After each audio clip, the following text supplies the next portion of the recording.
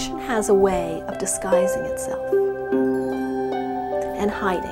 I feel bad for giving them the drugs because I know that it's not helping them, but I know that they're going to just find it somewhere else because it's so accessible. It's a psychological addiction.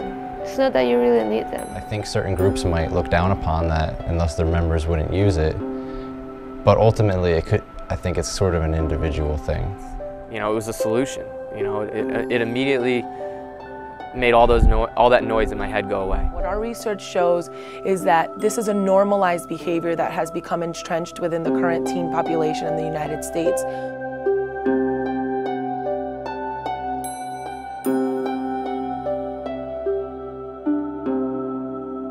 The Partnership for a Drug-Free America is a nonprofit organization concerned with reducing illegal drug use in America. And we do that through persuasive information, educational campaigns aimed at parents and teens, and public service advertisements, as well as a comprehensive website, drugfree.org.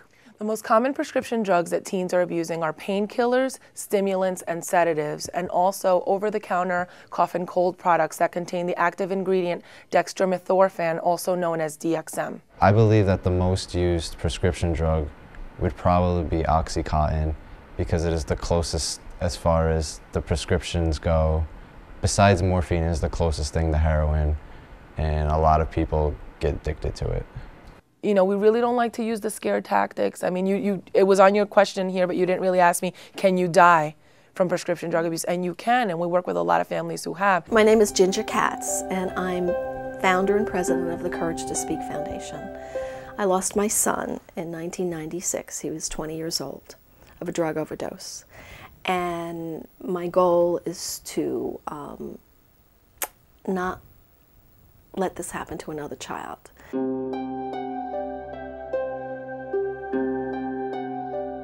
I really waited for Ian. The day Ian was born, my life was so complete. He was perfect. Not saying he was perfect, but his fingers were in place. You know, here he was, and the joy in my heart was incredible. Oh, he was something else. At 7 months old, he had a rock in his hand, and his father said, "Put the rock down," and he looked and went like that. So we knew we had a little bit of a challenge because he was a kind of kid that, you know, we felt was a little bit of a risk taker. Ian grew up to be a very popular kid, very handsome little boy, and developed into a handsome young man.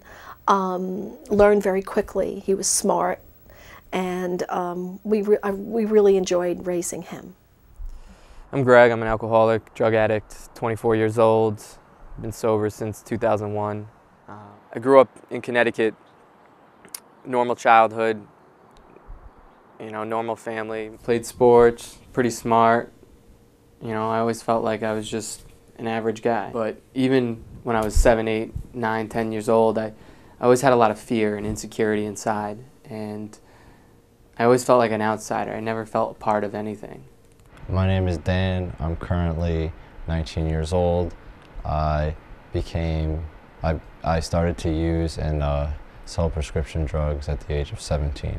I got access to prescription drugs through my friend's father's prescription as well as another friend's mother's prescription. Prescription drugs are so available because it's in grandma's medicine cabinet, it's in parents' medicine cabinets. And as I said, kids have been given prescription drugs since they have had strep throat. And they felt better. And it's a segue. And I know growing up, there wasn't any medicine in my medicine cabinet, but things have changed. Growing up, I always had a pill-popping mentality where if I was sick, there was a pill for it. You know, if I had to go to sleep, there was a pill for it. I knew from an early age that pills made me feel better. There's this patient, he's 16 years old. He was in the Cancer Institute. He was hospitalized. He had leukemia, and he ended up having like gastrectomy or something, and he was in a lot of pain. So I ended up knowing that he was addicted to painkillers because when the chief change. For example, the doctors of them all day go and you have to stay at night. The nurses call us and tell us that one of the children is in pain and that he's asking for some painkiller. So we go downstairs, we check him, and he said, "Oh, I have a pain in my stomach, I have a pain in my stomach, it's not going away." So you give him the pills, something to calm him down, and 2 hours have been passed, and then he called again. And then you say like, okay, this is not right. Something is wrong or he's lying. About 14 or 15, I remember being at a party and somebody handed me a couple of Vicodins and, drinking 2 beers, a couple of Vicodins, and I just got to where I wanted to be so much faster and so much easier than having to drink 10 beers. But the truth of the matter is, when you are confronted in that situation with your friend, giving you a pill or whatever, you're going to remember like what your parents said to you. And if it's, I don't want to disappoint my parents, or I'm going to get in trouble, or I'm scared, I don't want to do this, you're going to remember that conversation, and that's going to affect the decision you make at that point. But if parents keep their mouth shut, don't say anything, stay ignorant, aren't aware that this behavior is going on, or even worse, let the school handle it, then the kid's going to experiment. So one thing that I would say that would be a good question to ask, or something that I can communicate to you, is the role that parents play in this and how powerful they are in helping prevent this behavior. Specifically with prescription drug abuse, because it is something that's found in the home. I like to experiment with using different substances.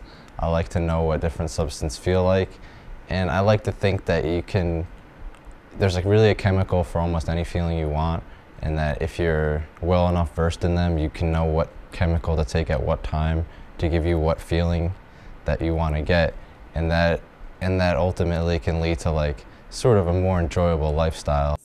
Well, teens today are very, very savvy, and they're very smart. And from the internet, they can go on the internet and look up information and basically know what desired high they're going to achieve from what different medication. So they know that if they go and get their hands on, a sedative or a stimulant or a painkiller, they can do research, they can talk to their friends, and they know exactly what desired effect they're going to get from the product, and they abuse it intentionally to get high. Pills wasn't like buying a white bag in the street. It felt safe. I felt like I could rationalize and justify it because the doctors made it. I felt like a pharmacist. I'd look up the pills online and know exactly what it would do to me before I took it. It didn't have that same sort of vagueness that buying a bag on the street had.